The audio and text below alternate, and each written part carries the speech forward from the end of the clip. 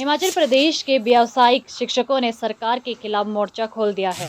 व्यावसायिक शिक्षक संघ ने व्यावसायिक शिक्षा से कंपनियों को बाहर का रास्ता दिखाने की मांग की है। संघ ने सरकार को 1 महीने का अल्टीमेटम दिया है। अगर सरकार उनकी मांगों को नहीं मानती है तो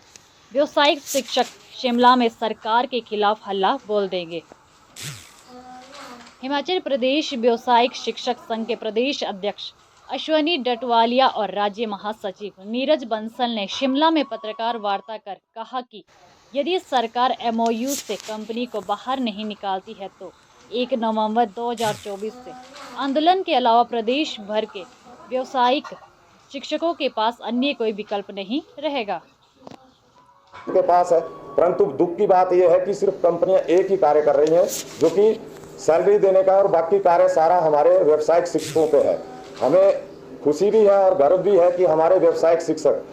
स्कूल लेवल पर बहुत अच्छा कार्य कर रहे हैं और ये जो वोकेशनल एजुकेशन है इसको काफ़ी आगे लेके गए हैं। और मैं तो ये चाहूँगा कि सरकार एक ऐसा कार्य करे कि हमें किसी हरियाणा मॉडल का या हरियाणा की तर्ज पे पॉलिसी की बात ना करनी पड़े, कि हिमाचल सरकार इतनी सक्षम है कि ऐसा उदाहरण पेश करे कि पूरा भारतवर्ष उस व्यावसायिक शिक्षा के जो यहाँ पर किया जाए उसका उदाहरण दे, ना कि किसी अन्य स्टेट का दे।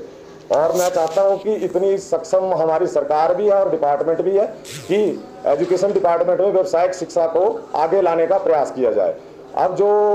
हिमाचल ने कई आयाम स्थापित किए हैं, जैसे न्यू एजुकेशन पॉलिसी में 220 में पहला राज्य बना था Himachal new education policy adopt करने वाला। तो उसमें न्यू एजुकेशन पॉलिसी में सबसे बड़ी बात यह है कि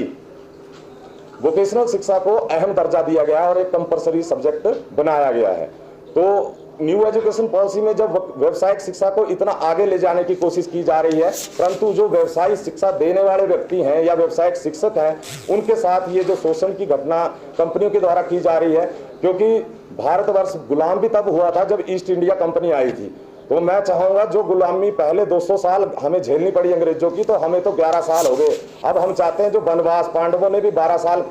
झेला था, तो हमारा भी 12वां साल चल रहा है। और इस दिवाली को हम चाहते हैं, इस दिवाली को हमारे परिवार के लिए खुशी की खबर आए और सरकार इसके लिए कोई ना कोई अहम कदम उठाए।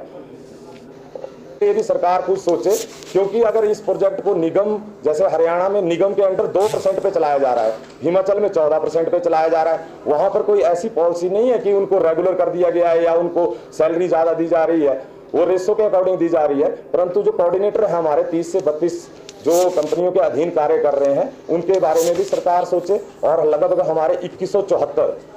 लगभग 2200 के करीब हमारे जो व्यावसायिक शिक्षक हैं उनके बारे में भी सरकार सोचे, क्योंकि जो न्यू एजुकेशन पॉलिसी का मेन फोकस है कि बच्चे स्किल्ड किए जाएं और उनको रोजगार के प्रति जागरूक किया जाए और रोजगार एजुकेशन लेने के बाद वो रोजगार के लिए जाएं। क्योंकि जो न्यू एजुकेशन पॉलिसी है या एजुकेशन में सुधार, वो भारतवर्ष में 3 ही बार हुए हैं और ये तीसरी बार हुआ जो हिमाचल में अडॉप्ट किया गया है। परंतु मैं चाहता हूं कि जो जोर उस पर दिया गया है, तो व्यवसायिक शिक्षकों को भी हम अपनी जॉब सिक्योरिटी चाहते हैं, ना हम फाइनेंशियली बात कर रहे हैं, क्योंकि हमें भी पता है सरकार ने जो इलेक्शन के टाइम वादे किए थे उनको पूरा करने में सरकार कदम बाय कदम चल रही है, स्टेप बाय स्टेप चल रही है। तो उन्होंने अभी ओपीएस दी है, हमें भी पता है कि हिमाचल की अभी वित्तीय स्थिति ऐसी नहीं है, तो हम फाइनेंशियली सरकार से कुछ नहीं मांग रहे हैं। हमारी एक ही डिमांड रहेगी